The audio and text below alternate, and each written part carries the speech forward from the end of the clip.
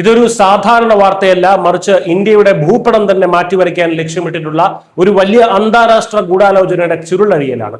വടക്ക് കിഴക്കൻ ഇന്ത്യയെ വെട്ടിമുറിച്ച് ഒരു പുതിയ ക്രിസ്ത്യൻ രാജ്യം സ്ഥാപിക്കാൻ അമേരിക്കൻ ചാര സംഘടനയായിട്ടുള്ള CIA കരുക്കൾ നീക്കുന്നു എന്ന ഞെട്ടിക്കുന്ന വിവരമാണ് ഇപ്പോൾ പുറത്തു വരുന്നത്.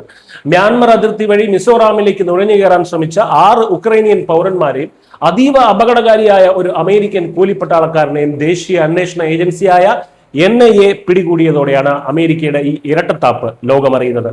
പുറമെ സൗഹൃദം നടിക്കുകയും രഹസ്യമായി ഡ്രോണുകളും ആയുധങ്ങളും കടത്തി ഇന്ത്യയെ തകർക്കാൻ ശ്രമിക്കുകയും ചെയ്യുന്ന അമേരിക്കൻ ഡീപ് സ്റ്റേറ്റിന്റെ തനിനിറം ഒരിക്കൽ കൂടി മറന്നേക്ക് പുറത്തു വരികയാണ്. വടക്ക് കിഴക്കൻ സംസ്ഥാനങ്ങൾ വഴി രാജ്യം വിടാൻ ശ്രമിക്കുന്നതിനിടയിലാണ് മാത്യു വാൻ ഡേക്ക് എന്ന ഈ അമേരിക്കക്കാരനെയും 6 ഉക്രൈനിയൻ പൗരന്മാരെയും NIA അറസ്റ്റ് ചെയ്തത്. ഇവർ വെറും വിനോദസഞ്ചാരികളോ സാധാരണ ചാരന്മാരോ അല്ല. അമേരിക്കയിലെ പ്രശസ്തമായിട്ടുള്ള ജോർജ് ടൗൺ സർവകലാശാലയിൽ നിന്ന് സെക്യൂരിറ്റി സ്റ്റഡീസിൽ ബിരുദാനന്തര ബിരുദം നേടിയ Matthew Van Dyke Syria, Libya, Iraq, Afghanistan എന്നിവിടങ്ങളിൽ അമേരിക്കൻ സൈന്യത്തോടൊപ്പം പ്രവർത്തിച്ചു പരിചയമുള്ള ഒരു പ്രൈവറ്റ് മിലിറ്ററി കോൺട്രാക്ടറാണ്. പോയിന്റ് ആൻഡ് ഷൂട്ട് എന്ന ഡോക്യുമെന്ററിയിൽ ഇയാളുടെ കൂലിപ്പട്ടാള ജീവിതം വിഷയമായിട്ടുണ്ട്.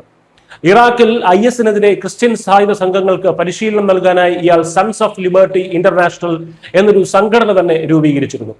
ഇപ്പോൾ ഇവരുടെ ലക്ഷ്യം വളരെ വ്യക്തമാണ്. ഇന്ത്യയിലെ മണിപ്പൂർ, മിസോറാം സംസ്ഥാനങ്ങളിലെ കുക്കി, സോമി ഗോത്ര മേഖലകളും മ്യാൻമറിലെ ചിൻ പ്രവിശ്യയും ബംഗ്ലാദേശിലെ ചിറ്റ്ഗോങ് കുന്നുകളും ചേർത്ത് പുതിയൊരു പരമാധികാര ക്രിസ്ത്യൻ രാഷ്ട്രം നിർമ്മിക്കുക.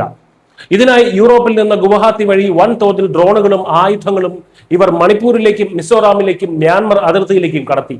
മണിപ്പൂരിൽ ഈയിടെ ഉണ്ടായ ഡ്രോൺ ആക്രമണങ്ങൾക്ക് പിന്നിൽ പ്രവർത്തിച്ചത് ഈ വിദേശ കൂലിപ്പട്ടാളം നൽകിയ സൈനിക പരിശീലനമാണെന്ന് ഇപ്പോൾ ഏതാണ്ട് വ്യക്തമാവുകയാണ്. പെട്ടെന്നൊരു സുപ്രഭാതത്തിൽ ഉണ്ടായ ഒരു നീക്കമല്ല ഇത് എന്ന് പ്രേക്ഷകർ മനസ്സിലാക്കണം. കാരണം അമേരിക്കൻ ഡീപ് സ്റ്റേറ്റ് ഇത്തരം ഓപ്പറേഷനുകൾ നടത്തുന്നത് പ്രധാനമായും 2 രീതിയിലാണ്. ഒന്നുകിൽ ഭരണകൂടങ്ങളെ അട്ടിമറിക്കുക, നമ്മൾ വെനസ്വേലയിൽ കണ്ടതുപോലെ, അല്ലെങ്കിൽ വിദേശ കൂലിപ്പട്ടാളത്തെ ഇറക്കി ആഭ്യന്തര യുദ്ധം സൃഷ്ടിക്കുക. ഏതാനും നാളുകൾക്ക് മുൻപ് ബംഗ്ലാദേശ് മുൻ പ്രധാനമന്ത്രി ഷെയ്ഖ് ഹസീന നടത്തിയ ഒരു സുപ്രധാന വെളിപ്പെടുത്തൽ നമ്മൾ ഈ അവസരത്തിൽ ഓർക്കേണ്ടതുണ്ട്. ബംഗ്ലാദേശിന്റെ സെന്റ് മാർട്ടിൻ ദ്വീപിൽ അമേരിക്കയ്ക്ക് ഒരു വ്യോമത്താവളം അനുവദിച്ചില്ല എന്നുണ്ടെങ്കിൽ തനിക്ക് അധികാരം നഷ്ടപ്പെടുമെന്ന് ഒരു വെള്ളക്കാരൻ ഭീഷണിപ്പെടുത്തിയതായി അവർ തുറന്നടിച്ചിരുന്നു. ആ ഭീഷണി അമേരിക്ക നടപ്പിലാക്കുകയും പകരക്കാരനായി വന്ന CIA ബന്ധമുള്ള മുഹമ്മദ് യൂനസ് ഇന്ത്യയുടെ വടക്ക് കിഴക്കൻ സംസ്ഥാനങ്ങളെ ഇന്ത്യയുടെ ഭാഗമല്ലാത്ത രീതിയിൽ വിശേഷിപ്പിക്കുകയും ചെയ്തത് ഇതിനോട് ചേർത്ത് വായിക്കണം. ഇന്ത്യയുടെ 7 വടക്ക് കിഴക്കൻ സംസ്ഥാനങ്ങളും ബംഗ്ലാദേശിന്റെ ഭാഗമാക്കി യൂനസ് അത്തരം ഒരു മാപ്പ് അടിച്ചിറക്കി പാകിസ്ഥാൻ സൈനിക ഉദ്യോഗസ്ഥന് സമ്മാനിച്ചതൊക്കെ വലിയ വാർത്തയായതായിരുന്നു. ഇതിനു പുറമെ മണിപ്പൂരിൽ കലാപം തുടങ്ങുന്നതിന് ദിവസങ്ങൾക്ക് മുൻപ് തന്നെ ചില പാശ്ചാത്യ മാധ്യമങ്ങൾ അവിടെ തമ്പടിച്ചിരുന്നതും ആ വലിയ ഗൂഢാലോചനയുടെ ഭാഗം തന്നെയാണ്. 1995-ൽ കിം ഡേവിയും പീറ്റർ ബ്രീച്ചും ഉൾപ്പെട്ട വിദേശ കൂലിപ്പട്ടാളം നടത്തിയ കുപ്രസിദ്ധമായ പുരുലിയ ആയുധം വർഷിക്കൽ കേസിന് സമാനമായി 31 വർഷങ്ങൾക്ക് ശേഷം വീണ്ടും ഇന്ത്യയിൽ അശാന്തി വിതയ്ക്കാനാണ് അമേരിക്കൻ ഡീപ് സ്റ്റേറ്റ് ശ്രമിക്കുന്നത്. എന്തിനാണ് അമേരിക്ക ഇന്ത്യയോട് ഇങ്ങനെ ചെയ്യുന്നത്? ഉത്തരം വളരെ ലളിതമാണ്. ഭൗമരാഷ്ട്രീയം. ലോകത്തിലെ ഏറ്റവും കരുത്തുറ്റ ശക്തിയായി ഇന്ത്യ വളരുന്നത് അമേരിക്കയ്ക്ക് അത്ര സൂഹിക്കുന്ന കാര്യമല്ല. ഇന്ത്യയുടെ വടക്ക് കിഴക്കൻ അതിർത്തിയിൽ തങ്ങളുടെ പൂർണ്ണ നിയന്ത്രണത്തിലുള്ള ഒരു പുതിയ പാവരാജ്യം ഉണ്ടാക്കിയാൽ ഇന്ത്യയും ചൈനയും ബംഗാൾ ഉൾക്കടലിനെയും ഒരേ സമയം നിരീക്ഷിക്കാനും നിയന്ത്രിക്കാനും അമേരിക്കയ്ക്ക് എളുപ്പത്തിൽ സാധിക്കും. എന്നാൽ ഈ വിഷയത്തിൽ അമേരിക്കൻ ഭരണകൂടത്തിന്റെ പ്രതികരണം അവരുടെ കാപട്യം വ്യക്തമാക്കുന്നതാണ്. അറസ്റ്റിലായ മാത്യു വാൻ ഡേക്ക് തങ്ങളുടെ പൗരനാണെന്ന് അമേരിക്കൻ ഭരണകൂടം സമ്മതിക്കുന്നുണ്ടെങ്കിലും സ്വകാര്യത എന്ന മുടന്തൻ ന്യായം പറഞ്ഞ കൂടുതൽ പ്രതികരിക്കാൻ അവർ തയ്യാറാകുന്നില്ല.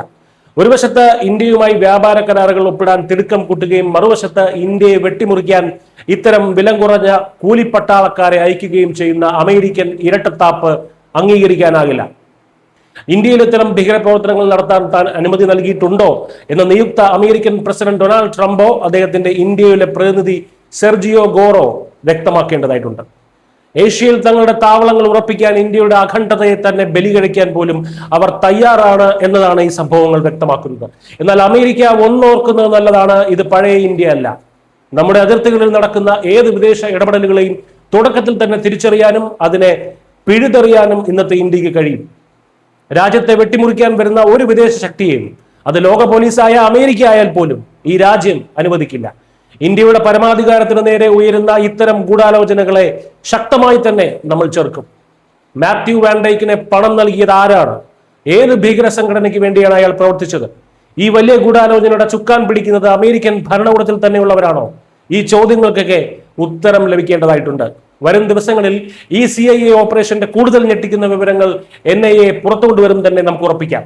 സത്യങ്ങൾ ഇനിയും പുറത്തു വരാനിരിക്കുന്നതേ ഉള്ളൂ. ആ വലിയ സത്യങ്ങൾ എന്താണെന്ന് അറിയാൻ ഈ രാജ്യത്തിലെ ഓരോ പൗരനും അവകാശമുണ്ട്. അതെല്ലാം പുറത്തു കൊണ്ടുവരിക തന്നെ ചെയ്യും. News desk Malayalam.